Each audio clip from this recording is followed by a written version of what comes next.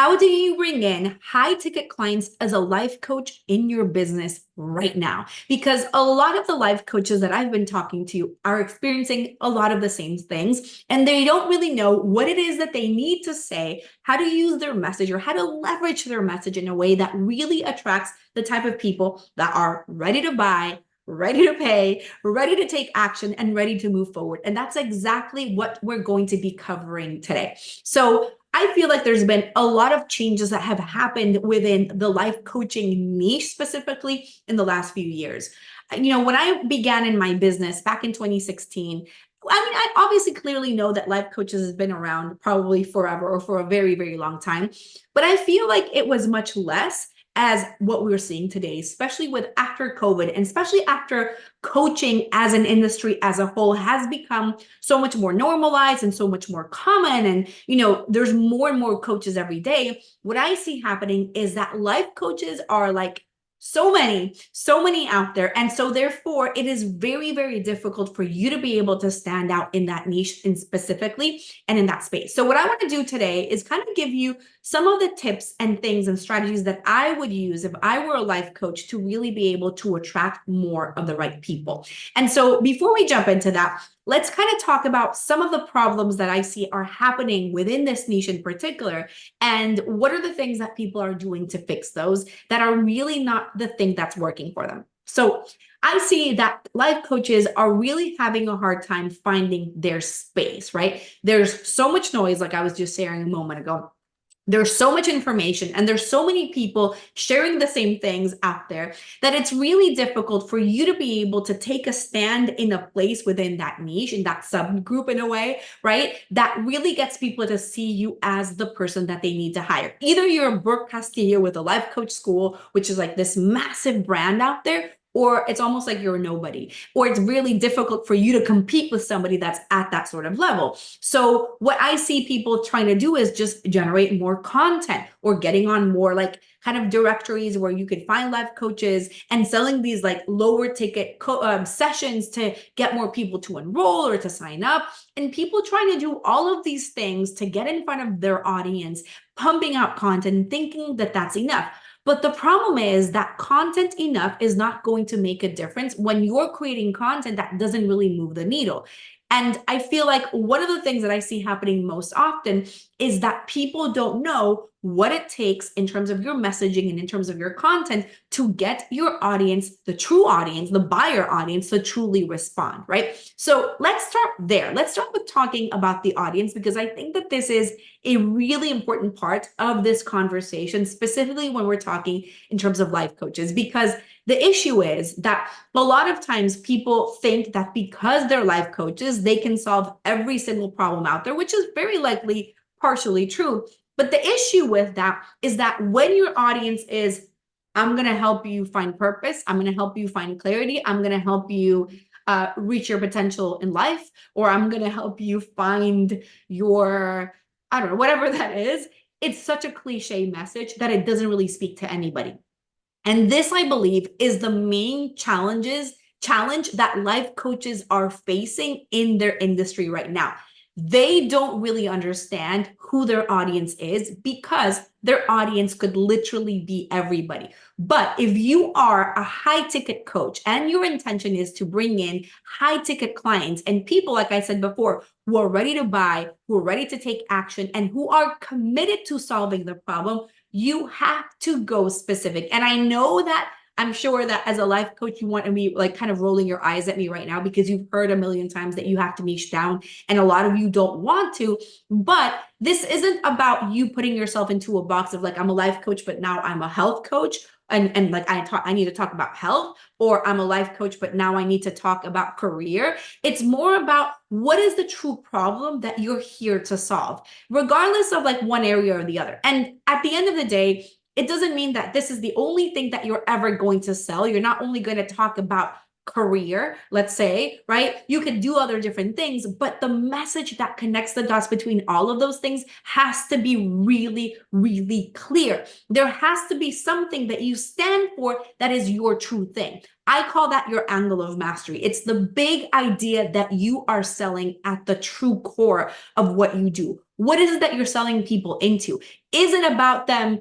I don't want to say stepping into their potential, because this is like the biggest cliche I hear all the time, but it's really getting a lot of clarity around, well, what is it that I'm truly selling? What does it mean if I talk about potential? Well, what does that mean, right? Is it about them holding their power in the face of challenges? Is that the thing that I'm selling? Or is it about them really reconnecting back to the thing that they've always wanted to do versus checking boxes because their whole life that's what they've been doing? You need to get very clear around, what is the actual problem that I'm solving? And consistently ask yourself, like, okay, this is the thing. Let's say that you're using live your best life. Well, what does that mean for your true ideal audience? What does live your best life mean? If you use live your best life as part of your marketing message, it will not work. I'm telling you this, the only way that it works is if you're Tony Robbins and you're a massive brand. And so everybody knows who you are already, and you can use those kind of cliche generic phrases. But if you truly want to connect with your audience on a deeper way, you have to be able to go into the specifics of, what does that problem look like? I have a whole training, by the way, on how to speak to buyers at readytoinvestclients.com. Sign up for it. It's a 20-minute video. I go really deep into talking about what it takes to talk to buyers. Make sure that you watch it there. But the most important thing that you need to understand is, well, who are my buyers and what is the problem that this audience actually has? Beyond the generic, they don't have purpose or they don't have clarity. What does not having purpose look like? What does being overwhelmed look like? What does being frustrated look like? What are the specifics? Can you ground that problem into real life examples that people can hear and feel like you're talking to me? So the biggest issue I see with life coaches out there in terms of their content and what I'm seeing is that the content is something that ChatGPT could very likely answer much better than you could, or almost the same, right?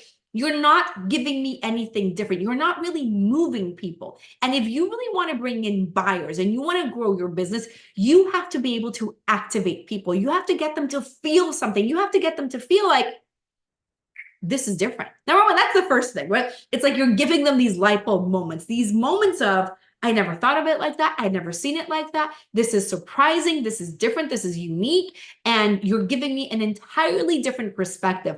Most of the life coaches that I see are creating content talking about what things their audience needs to do versus what they need to believe.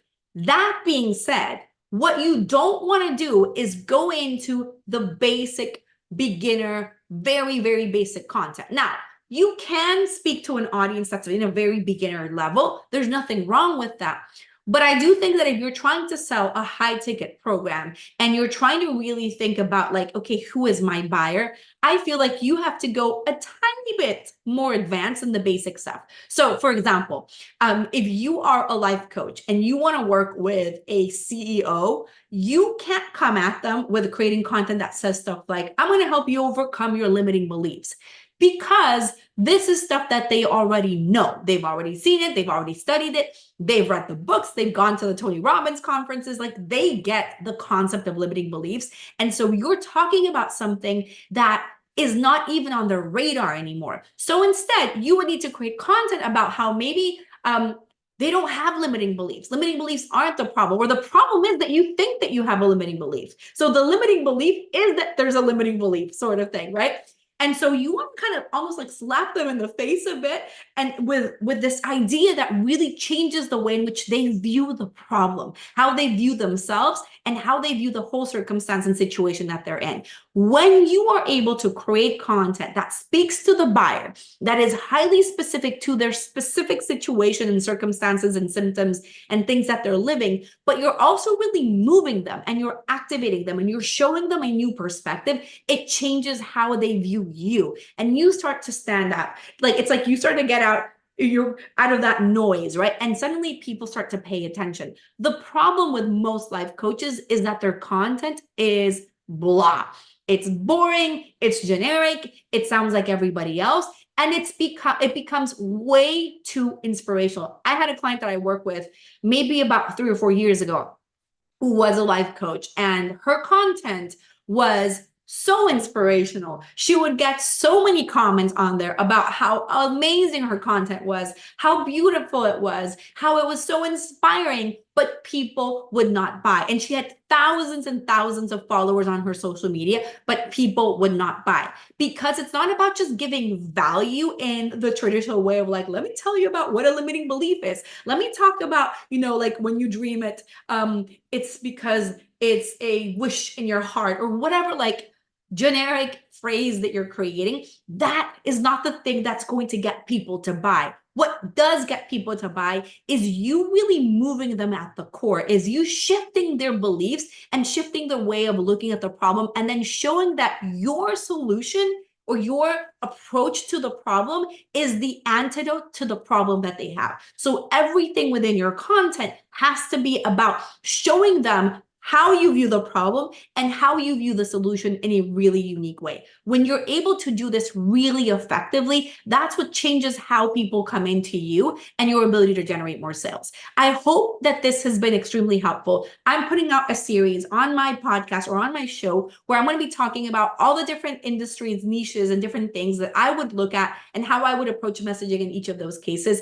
If you want my help, if you want my eyes on your own business, go ahead and book a call at brandmessagesession.com. Brandmessagesession.com. I completely forgot what the link was. Brandmessagesession.com. You can find the link below this video or audio, depending on where you're hearing or watching this. And basically what I'm going to do is I'm going to take a look at your content right now, whether that is your website, whether that is your Instagram account, whether that is an email, your post, whatever you're doing. And I'm going to tell you exactly what you need to shift in that message, in that content, to make sure that you're able to truly attract more life coaching clients into your business. If you're not a life coach, you can still book the call with me as well, and I'll take a look at that too. Make sure that you subscribe on Facebook, on Apple Podcasts, on Spotify, on YouTube, because I'm going to be covering all the different niches that I work with. I'm going to walk you through what to do in terms of messaging as a life coach. I just did. As a weight loss coach, relationship coach, spiritual coach, career coach, consultant, marketing coach, business coach. So I'm going to walk you through all of the different angles and all the different things. I'm going to be interviewing people in different niches so that you can kind of get an idea of how to approach messaging. And I'm going to give you examples of all of those. So make sure that you're subscribed everywhere so that you don't miss these amazing episodes coming your way. And let me know in the comments if you are a life coach, if this was valuable to you. I will see you really soon. Bye.